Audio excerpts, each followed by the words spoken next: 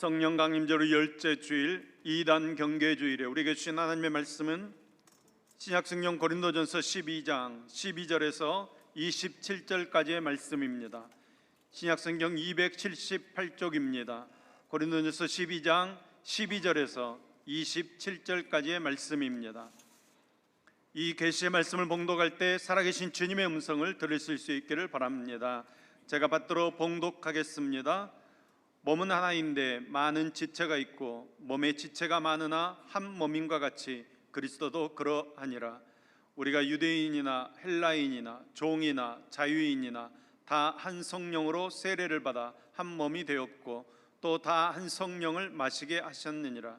몸은 한 지체뿐 아니요 여럿이니 만일 발이 이르되 나는 손이 아니니 몸에 붙지 아니하였다 할지라도 이로써 몸에 붙지 아니한 것이 아니요 또 귀가 이르되 나는 눈이 아니니 몸에 붙지 아니하였다 할지라도 이로써 몸에 붙지 아니한 것이 아니니 만일 온 몸이 눈이면 듣는 것은 어디며 온 몸이 듣는 것이면 냄새 맡는 것은 어디냐.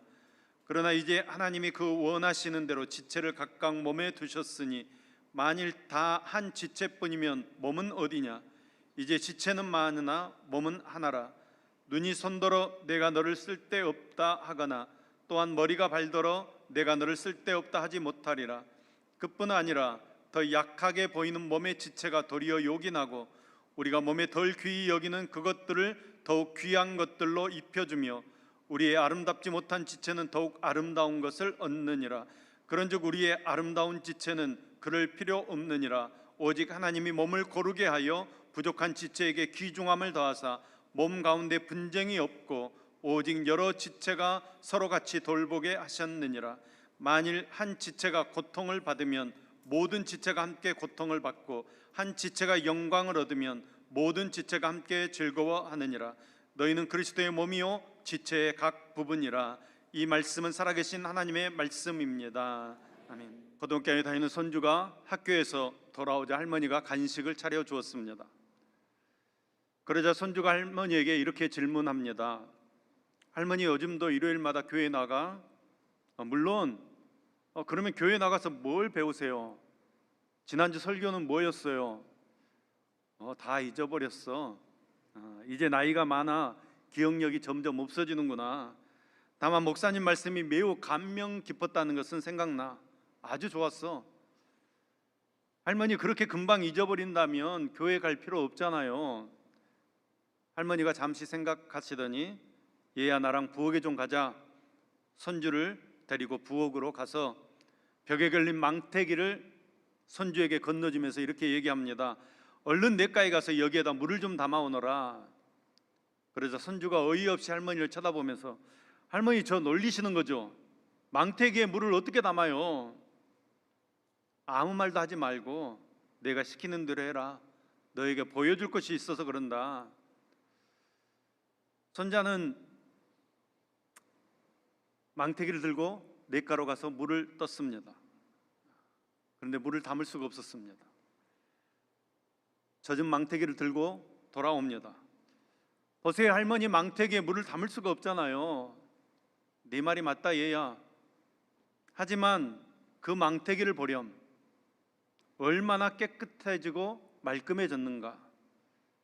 너는 얻을 것이 없으면 교회에 나가지 않는다고 얘기했지만 너도 모르는 사이에 이렇게 깨끗해지는 것이란다. 여러분, 이 이야기는 누군가 지어낸 이야기일 겁니다. 그런데 교회가 무엇인지 아주 부분적으로 잘 알게 해주는 이야기입니다. 여러분, 이 할머니에게 교회는 어떤 곳입니까? 백범 김구 선생님은 경찰서 100개 세우는 것보다 학교 10개 세우는 것이 낫고 학교 10개 세우는 것보다 교회 하나 세우는 것이 낫다, 이렇게 이야기했습니다. 백범에게 교회는 무엇이었습니까? 2차 대전 후에 전범 재판을 받고 사형 집행을 받기 위해 형장으로 끌려가게 된 헤르만 괴링은 이렇게 이야기했습니다. 내 어린 딸을 교회로 데려다 주십시오. 헤르만 괴링은 교회를 어떤 것이라고 생각했겠습니까? 여러분, 이들의 말들은 교회가 무엇인지를 아주 부분적으로 보여주는 말들입니다. 그렇다면 여러분이 생각하는 교회는 어떤 곳입니까? 여러분이 소망하는 교회는 또한 어떤 곳입니까? 교회는 크게 세 가지로 구분되어집니다. 하나는 성도 여러분 한 사람 한 사람이 교회입니다. 여러분이 예수 그리스도를 구주로 영접하고 하나님을 믿으면 성령님께서 여러분 속에 내재하십니다. 성령님께서 내주에 계시는 여러분 한 분 한 분을 교회라고 하는 것입니다. 두 번째로 믿는 성도들이 사는 가정이 교회입니다. 온 가족이 모여서 찬송하고 기도하면 그것이 가정교회 되는 것입니다. 그것에 하나님께서 함께 하시기 때문입니다. 세 번째로 주님을 믿는 성도들이 모임, 이 모임이 교회입니다. 일정한 장소에 예배당을 짓고 주일날 모여서 예배드리는 신앙 공동체가 교회라는 것입니다. 그런데 요즘 보면 각 교회마다 건물 입구에 무슨 교회 이렇게 간판을 붙여놓은 것을 볼 수 있습니다. 그런데 그 간판은 정확한 것이 아닙니다. 편의상 그냥 무슨 교회 이렇게 했을 뿐입니다. 정확하게 간판을 붙인다면 광주 성안교회 예배당 이렇게 간판을 붙여야 합니다. 교회는 건물이 아니기 때문입니다. 교회는 하나님을 믿는 백성들의 모임입니다. 교회는 건물도 아니고 어떤 제도도 아닙니다. 교회는 정확하게 말하면 예수 그리스도를 주인으로 모시고 그 주님을 경배하며 그분의 뜻을 이 땅 가운데서 이루어가는 믿는 사람들의 모임입니다. 우리는 다 같이 예수님을 믿는 사람들입니다. 우리가 모여서 강주 성안교회를 이루어가는 것입니다. 우리는 성령의 끈, 주의 보혈의 끈으로 하나로 묶여 있습니다. 한편으로는 주님과 하나님과 묶여 있고 다른 한편으로는 교인들과 서로 묶여 있습니다. 여러분, 이것이 교회입니다. 그러므로 우리들은 신령한 의미에서 한 몸입니다. 에베소서 4장 4절에서 6절까지의 말씀입니다. 몸이 하나요 성령도 한 분이시니 이와 같이 너희가 부르심의 한 소망 안에서 부르심을 받았느니라. 주도 한 분이시요 믿음도 하나요 세례도 하나요 하나님도 한 분이시니. 아멘. 여러분, 교회가 하나인 이유는 우리가 믿는 우리 주님께서 한 분이시기 때문입니다. 김동인이라는 작가가 1932년에 발표한 발가락이 닮았다라는 소설이 있습니다. 32세 M이라는 노총각이 친구들 몰래 결혼했습니다. 자신은 오랜 생활 동안 방탕한 생활을 했기 때문에 성병으로 이미 아이를 낳을 수 없는 몸이었습니다. 그런데 결혼한 지 2년 만에 애가 생겼습니다. 남편은 너무 충격적이었습니다. 그렇다고 이제서야 자기가 아이를 낳을 수 없는 몸이라고 말해가지고 이 가정의 행복을 깨트릴 수가 없었습니다. 고민하다가 친구 의사인 소설 속의 나에게 찾아옵니다. 그리고 이 아이가 자기 아들임을 증명해 달라는 것입니다. 증명할 수가 없습니다. 막 구차하게 증조부를 닮았다고 얘기도 해보고 막 여러 가지 이유를 막 대지만 닮은 데가 없는 것입니다. 결국은 발가락이 닮았다 이렇게 주장합니다. 여러분, 아내의 부정을 알면서도 애써 숨겨주고 그것을 삭혀보려고 하는 눈물겨운 심정으로 발가락이 닮았다고 이야기하는 것입니다. 솔직히 하나님의 믿는 사람들을 하나씩 뜯어놓고 보면 여러분, 닮은 데가 없습니다. 같은 데가 없습니다. 우리 교회의 성도들도 자세히 살펴보면 다 다릅니다. 얼굴도 성격도 살아가는 모습도 다 다릅니다. 일치되는 것을 찾기가 어렵습니다. 그런데도 주님께서는 너희는 그리스도의 몸이요 지체의 각 부분이다 이렇게 말씀하십니다. 우리는 한 몸입니다. 한 지체입니다. 여기서 우리에게 중요한 것이 있습니다. 이제 우리가 서로 닮은 데를 찾아야 합니다. 앞에서 예화를 든 발가락이 닮았다라는 소설에서와 같이 다른 사람의 잘못들을 덮어주고 하다못해 발가락이라도 닮았다고 이야기할 수 있어야 합니다. 우리가 하나이기 때문입니다. 본문 15절 16절 말씀입니다. 만일 발이 이르되 나는 손이 아니니 몸에 붙지 아니하였다 할지라도 이로써 몸에 붙지 아니한 것이 아니요 또 귀가 이르되 나는 눈이 아니니 몸에 붙지 아니했다 할지라도 이로써 몸에 붙지 아니한 것이 아니니. 여러분, 발이 아무리 튼튼하고 잘생겼어도 손이 없으면 아무것도 잡을 수 없고 만질 수 없는 것입니다. 귀가 아무리 잘 알아들어도 눈이 아니니 몸에 붙어있지 않다고 한다고 하면 아무것도 보지 못하고 어디도 가지 못하게 될 것입니다. 입이 아무리 음식을 잘 먹어주어도 위가 제대로 소화해 주지 않으면 잘 먹은 음식 소용없는 것입니다. 입과 위가 아무리 음식을 잘 소화시켜도 장이 없으면 영양분을 온몸으로 나누어 주지 못하는 것입니다. 몸의 지체 부분이 다 소중하다는 것입니다. 우리 몸속에 어느 것 하나라도 버릴 것이 없는 것입니다. 또 버려서도 안 되는 것입니다. 교회에도 각 지체가 있습니다. 당회가 있고 재직회가 있습니다. 남성교회, 여전도회, 청년회도 있고 아동부도 있고 중고등부도 있습니다. 우리 찬양대도 있습니다. 가정도 있고 성도 여러분 한 분 한 분도 있습니다. 여러분, 이 모두가 한 몸이라는 것입니다. 서로 위하고 서로 돌보고 서로 사랑해야 합니다. 어느 것 한 가지도 버릴 것이 없다는 것입니다. 소중한 주님의 지체입니다. 서로 섬기면서 소중히 여겨야 아름다운 교회, 한 몸 되는 교회를 이룰 수 있는 것입니다. 하나님께 예배 드리는 이 예배를 위해서 우리 각 지체가 움직여야 합니다. 새벽마다 기도하는 종들이 교회와 거룩한 예배를 위해서 기도합니다. 또 어떤 종들은 제단을 가꿉니다. 청소도 합니다. 아동부와 중부부 교사들이 일찍 나와서 학생들을 가르칩니다. 또 찬양대원들 찬양을 준비하고 힘을 다해 하나님을 찬양합니다. 어떤 종들은 위협을 무릅쓰고 골목을 누비며 차를 운전해서 우리 성도들을 예배당으로 모셔옵니다. 또 성도는 한 사람 한 사람 이렇게 나와서 자기 자리에 앉아 예배를 드립니다. 누구는 안내를 하고 예물 봉헌을 돕습니다. 기도 순서를 담당합니다. 또 목회자는 예배를 위해 일주일 내내 준비합니다.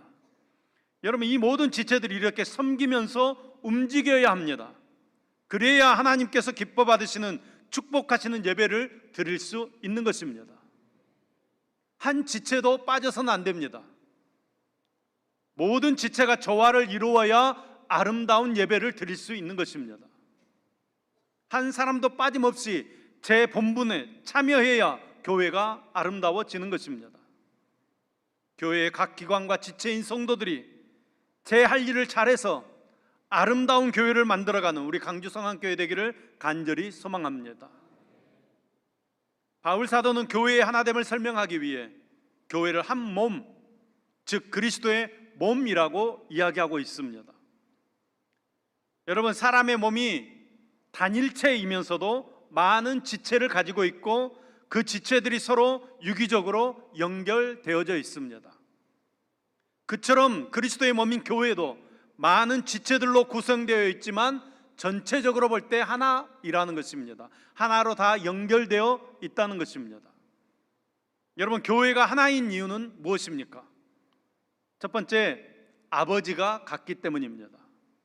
하나님 아버지, 우리는 한 아버지 밑에 있는 형제요 자매입니다. 그러기에 우리는 하나입니다.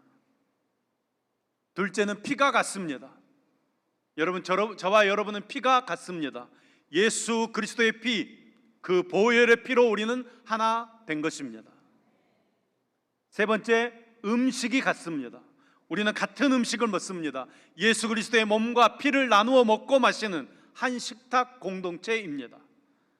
또한 하나님의 말씀이 성도들의 생명의 양식입니다. 우리는 말씀을 이렇게 같이 나누어 먹습니다. 그러니까 같은 음식을 먹는 우리는 한 식구 하나라는 것입니다.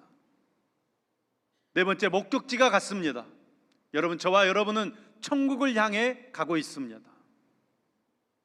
주일에 교회를 가던 어떤 청년에게 동로 공목길에서 동행하던 이웃집 아저씨가 묻습니다. 야, 어디 가냐? 네, 교회 갑니다. 야, 교회 가면 천국 갈 수 있냐? 네, 천국 갈 수 있습니다. 그러면 지옥은 어떻게 가냐? 예, 가시던 길로 쭉 가시면 됩니다. 여러분, 우리는 천국을 향해 가는 것입니다. 우리는 천국을 향해 가고 있습니다. 천국으로 가는 길, 같은 목적지로 그 가는 길에 우리는 같이 서 있는 것입니다. 그렇지만 여러분, 교회는 정말로 다양한 사람들이 모여 있습니다. 그렇지 않습니까? 여러분, 우리는 태어난 것이 다 다릅니다. 또한 자란 배경이나 성장 환경이 다 다릅니다. 저희 형제가 삼형제인데 저희 삼형제끼리도 같은 것을 찾기가 어렵습니다. 외모가 닮은 것 같지만 많이 다릅니다. 성격도 취미도 다 다릅니다. 좋아하는 것도 즐겨하는 것도 다르고 가진 달란트를 비롯해서 자신이 잘하고 즐겁게 봉사하는 분야도 다 다릅니다. 피를 나눈 형제지간도 이러한데 여러분, 교회는 오죽하겠습니까? 교회는 정말로 다양한 사람들이 다양한 직업과 삶의 환경을 가지고 모여 있습니다. 자신과 일치하는 것이 거의 없는 사람들, 성격이나 살아가는 모습이 다른 사람들, 그래서 교회만 아니면 절대로 만날 일이 없는 사람들이 우리 교회 안에 하나로 모여 있습니다. 여러분, 그렇지만 우리는 하나입니다.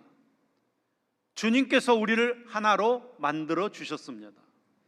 여러분, 이것이 교회가 가진 신비입니다. 때문에 교회는 이 하나님의 다양성을 잘 반영해야 합니다.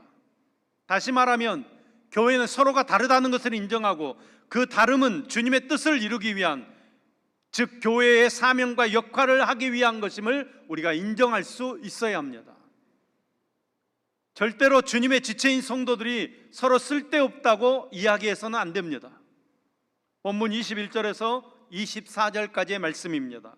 눈이 손더러 내가 너를 쓸데없다 하거나 또한 머리가 발더러 내가 너를 쓸데없다 하지 못하리라. 그뿐 아니라 더 약해 보이는 몸의 지체가 도리어 요긴하고 우리가 몸에 덜 귀히 여기는 그것들을 더욱 귀한 것들로 입혀주며 우리의 아름답지 못한 지체는 더욱 아름다운 것을 얻느니라. 그런즉 우리의 아름다운 지체는 그럴 필요 없느니라. 오직 하나님이 몸을 거룩게 하여 부족한 지체에게 귀중함을 더하사. 아멘. 영적인 지체에게 서로 간에 쓸데없다 해서는 안 된다는 것입니다. 특히 약해 보이는 지체에게 더욱 그렇게 해서는 안 된다는 것입니다. 약하게 보이는 지체가 오히려 도움이 되고 덜 귀하게 보이는 지체가 더 귀중한 지체 되어진다는 것입니다. 약하게 보일수록 더 보듬어주고 더 살펴주면서 귀중히 여겨주어야 건강하고 아름다운 교회를 이룰 수 있는 것입니다. 본문 26절 말씀입니다. 만일 한 지체가 고통을 받으면 모든 지체가 함께 고통을 받고 한 지체가 영광을 얻으면 모든 지체가 함께 즐거워하느니라. 아멘. 저는 우리 교회가 이런 교회 되기를 소망합니다. 신체의 각 지체들은 하나라는 이 본능과 감정과 의식을 가지고 있습니다. 그래서 여러분, 손가락 끝에 가시만 찔려도 온몸이 다 아픈 것처럼 느껴지는 것입니다. 그러니까 각각 독립된 것이 아니라 서로 유기적으로 긴밀하게 연결되어 있는 것이 우리의 몸입니다. 그래서 아프면 함께 아픈 것이고 좋으면 함께 좋은 것입니다. 교회도, 여러분 성도도 마찬가지입니다. 우리는 서로 연결되어져 있습니다. 아픔과 슬픔과 기쁨을 함께 느끼는 유기체로서의 교회라는 사실을 우리는 항상 기억해야 합니다. 미국 미시간주 서부에 사는 15살 소년이 암을 선고받았습니다. 항암 치료를 받기 시작합니다. 구역질이 심하게 나고 고통이 아주 심합니다. 머리카락이 거의 다 빠졌습니다. 할 수 없이 머리카락을 다 밀어버렸습니다. 그렇지만 공부의 열의를 가지고 있던 이 소녀는 가장 이 고통스러울 때, 부끄러울 때 부끄러움을 무릅쓰고 학교에 가게 됩니다. 그런데 학교에 간 이 소년이 깜짝 놀라고 말았습니다. 친구들의 머리가 자신과 똑같았기 때문입니다. 친구들의 머리에도 머리카락이 하나도 없는 것입니다. 친구들은 항암 치료를 받는 이 소년을 위해서 자신들도 다 머리를 깎고 학교에 등교했던 것입니다. 그들은 친구의 고통을 함께 나누는 방법을 찾은 끝에 친구와 똑같이 머리카락을 자르기로 결정한 것입니다. 만일 한 지체가 고통을 받으면 모든 지체가 함께 고통을 받고, 한 지체가 영광을 얻으면 모든 지체가 함께 즐거워하느니라. 이 말씀을 실천한 것입니다. 교회가 이와 같이 되기를 소망합니다. 서로의 아픔을 나누어 짊어지는 교회, 다른 교인에게 어떤 문제가 있는 것, 그것을 자신의 문제로, 자신의 아픔으로 여기는 교회가 하나된 교회, 온전한 교회라는 것입니다. 여러분, 이 세상을 살펴보면 고통받고 살아가는 형제 자매들이 너무나도 많습니다. 우리 교회도 자세히 보면 고통당하는 지체들이 너무나도 많이 있습니다. 성도는 기도하면서 그 성도의 고통과 아픔을 나눌 수 있어야 합니다. 그래야 좋은 교회 되는 것입니다. 그래야 아름다운 교회 되어지는 것입니다. 우리는 주님 안에서 한 몸 이룬 지체들입니다. 그러므로 우리는 서로 상관없다 하지 말고, 서로 쓸데없다 하지 말고, 서로의 아픔과 고통을 돌아보면서 주님의 몸된 교회를 아름답게 가꾸어 나아가는 저와 여러분 되기를 간절히 소망합니다. 우리 많은 성도들이 각자의 은사와 직분으로 교회를 아름답게 섬기다 보면 이제 우선순위나 중요도가 덜하다고 여겨지는, 무시되는 경우가 생길 수 있습니다. 그러나 우리 신체의 모든 지체는 한 몸을 이루는 데 있어서 없어서는 안 되는 것입니다. 또 한 지체라도 없으면 다른 지체들이 자신의 기능을 온전히 발휘할 수 없는 것입니다. 여러분, 교회도 마찬가지입니다. 사실은 그렇지 않지만 겉으로 드러나는 면에서 혹시 인간적인 생각에서 쓸데없다 이런 말을 들을 만한 지체, 그러니까 중요도가 덜해 보이는, 필요 없어 보이는 지체가 있을 수 있습니다. 더 약하게 보이는 몸의 지체, 덜 귀히 여기는 그것들, 아름답지 못한 지체, 부족한 지체, 그리고 더 약해 보이는 지체가 있을 수 있습니다. 교회도 마찬가지입니다. 그렇지만 여러분, 이 문제에 대해서 오늘 본문 24절 말씀은 이렇게 말씀하고 있습니다. 우리의 아름다운 지체는 그럴 필요 없느니라. 오직 하나님이 몸을 고르게 하여 부족한 지체에게 귀중함을 더하사. 아멘. 오직 하나님이 몸을 고르게 하여, 이렇게 말씀하고 있습니다. 즉 그리스도의 몸, 곧 교회의 구성은 우연히 된 것이 아니라 하나님의 의도에 따라 그렇게 되었다는 것입니다. 그러니까 하나님께서 다양하고 중요도에 있어서 차이가 나는 것처럼 보이는 지체들로 교회를 구성하신 것은 의도적인 것이고, 그 의도는 그런 지체들이 연합하여 완벽한 조화를 이루어내는 데 있다고 말씀하고 있는 것입니다. 그러니까 여러분, 각 사람이 맡아야 할 역할이 다 다르다는 것입니다. 여러분, 눈이 중요하다고 다 눈이 될 수 없습니다. 귀도 있어야 합니다. 귀가 중요하다고 다 귀가 될 수 없습니다. 손과 발도 있어야 합니다. 그러므로 여러분은 서로에게 의미 있는 지체들입니다. 왜냐하면 여러분, 서로가 서로의 부족한 것을 보충해 주기 때문입니다. 나의 잘난 점은 다른 사람의 부족함을 메우기 위한 것입니다. 여러분, 내 부족한 것은 다른 사람이 메워줄 것입니다. 교회는 이 성도의 다양함을 충분히 인정하면서 그 다양함이 하나되게 만드는 것이 교회입니다. 따라서 교회는 다양성이 넘쳐야 합니다. 여러분, 같은 나무에 달려있는 잎사귀라도 같은 모양의 잎사귀를 찾아보기가 힘듭니다. 그렇지만 여러분, 이 다양성은 나무 전체적인 아름다움을 완성하는 것입니다. 그러므로 여러분, 교회에는 다양한 성도들이 있어야 합니다. 그리고 그 다양성과 복합성이 예수 그리스도 안에서 통일되고 단순하게 되고 하나로 연합되는 놀라운 일들이 일어나야 하는 것입니다.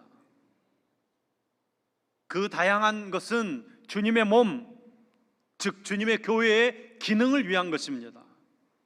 다양한 만큼 주님께서 많은 일을 할 수 있도록 역사하실 줄로 믿습니다. 그러니까 여러분, 나 혼자서 내가 할 수 있는 일은 한계적입니다.